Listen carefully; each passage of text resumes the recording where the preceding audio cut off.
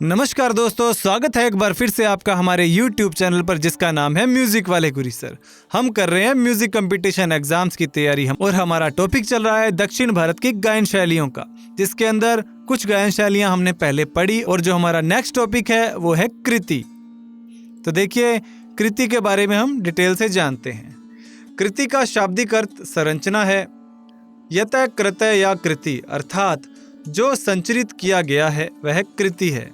यह विधा दक्षिण भारतीय संगीत में विशिष्ट गेय विधा के रूप में सर्वाधिक प्रचलित है। देखिए, जो कृति का जो संबंध है ना, वो कीर्तन से भी लिया जाता है। कीर्तन की उत्पत्ति 14वीं शताब्दी में मानी गई है, परंतु कृति की उत्पत्ति 18वीं शताब्दी के उत्तरार्ध में मानी जाती है। वास्तव में तो कृति को कीर्तन का ही रूप माना जाता है। अभी बताया मैंने, कीर्तन का ही एक रूप माना जाता है इसको।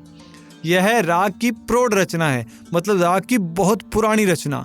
कृति के अंतर्गत भाव पक्ष तथा कला पक्ष की प्रधानता रहती है, परंतु भाव पक्ष की अपेक्षा कला पक्ष इसमें अत्यधिक महत्वपूर्ण एवं प्रधान होता है। भाव पक्ष से ज्यादा इसमें क्या है, कला पक्ष प्रधान रहता है।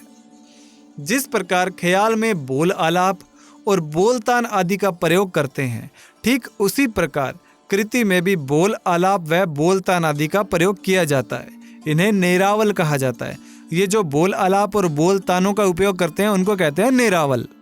रस प्रधान कृति में 3 रसों की मुख्य रूप से प्रधानता रहती है: श्रृंगार रस, भक्ति रस तथा करुण रस। रस प्रधान ये कृति है। इसके अंदर जो 3 रस हैं कौन कौन से हैं? श्रृंगार, भक्ति और करुण रस। यह मध्य व द्रुत लय में गाई जाती है और इसकी लय का ध्यान रखिए, मध्य लय में या द्रुत लय में।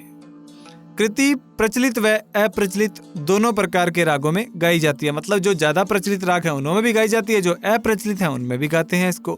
कृति गायन हेतु संगीत का प्रौढ़ ज्ञान होना अति आवश्यक होता है, यानी कि संगीत का काफी पुराना ज्ञान हो जिसको, ये बहुत जरूरी है। कृति मध्य तथा द्रुत लय में गाई जाती है, यह भी हमने पढ़ा। कृति के साथ मुख्य 8 मात्रा की आदि ताल व 6 मात्राओं वाली रूपक ताल का प्रयोग होता है, मतलब 8 मात्रा की जो आदि ताल है और 6 मात्राओं की रूपक ताल का उपयोग इसके साथ किया जाता है। इसमें स्वर का स्थान प्रमुख तथा साहित्य का गौण स्थान रहता है, यानी कि इसमें जो साहित्य है उसका जो स्थान है वो गौण है और प्रमुखता किसे मिलती है? स्वर को मिल रही है इसमें। फिर आते हैं जी कृति के अंग। कृति के अंग, इसके 3 अंग हैं: पल्लवी, अनुपल्लवी तथा चरणम। 3 अंग माने जाते हैं: पल्लवी, अनुपल्लवी और चरणम।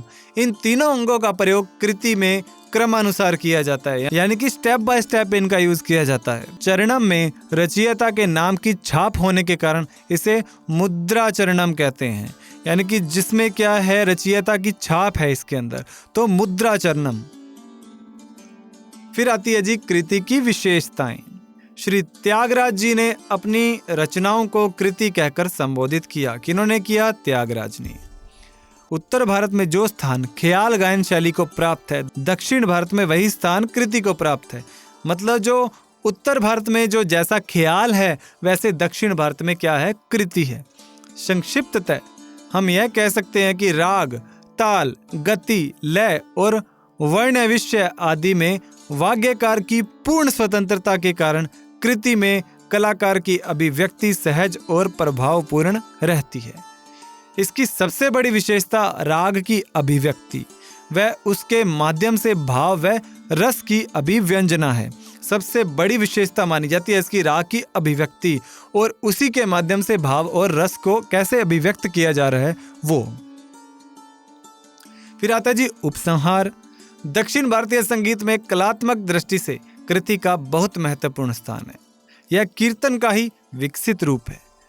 जब एक ही कृति की रचना कई लोग मिलकर करते हैं तो उसे समुदाय कृति कहते हैं। जब कई लोग मिलकर एक कृति की रचना कर रहे हैं तो समुदाय कृति। इंपॉर्टेंट बातें हैं ये, इनका ध्यान रखिएगा, एग्जाम में पूछी जाती हैं, डायरेक्ट पूछी जाती हैं ये। तो दोस्तों, ये कृति जो टॉपिक था हमारा यहाँ पर कंप्लीट होता है। उम्मीद करता हूँ आपको वीडियो अच्छी लगी होगी। वीडियो को लाइक कीजिएगा, चैनल को जरूर सब्सक्राइब कीजिए, अपने दोस्तों के साथ में शेयर कीजिए और इसकी जो PDF है आपको हमारे टेलीग्राम चैनल पर मिल जाएगी, जिसका नाम भी है म्यूजिक वाले गुरी सर। और हमारे साथ टेलीग्राम चैनल पर जुड़ जाइए, वहां पर आने वाली भर्तियों के बारे में, कुछ इंपॉर्टेंट टॉपिक्स के बारे में, इंपॉर्टेंट क्वेश्चंस के बारे में भी डिस्कस की जाती है। तो दोस्तों इसके जो नेक्स्ट पार्ट्स हैं वो आगे की वीडियो में आते रहेंगे, हमारे साथ बने रहिएगा। तब तक पढ़ते रहिए, बढ़ते रहिए। जय हिंद, जय भारत।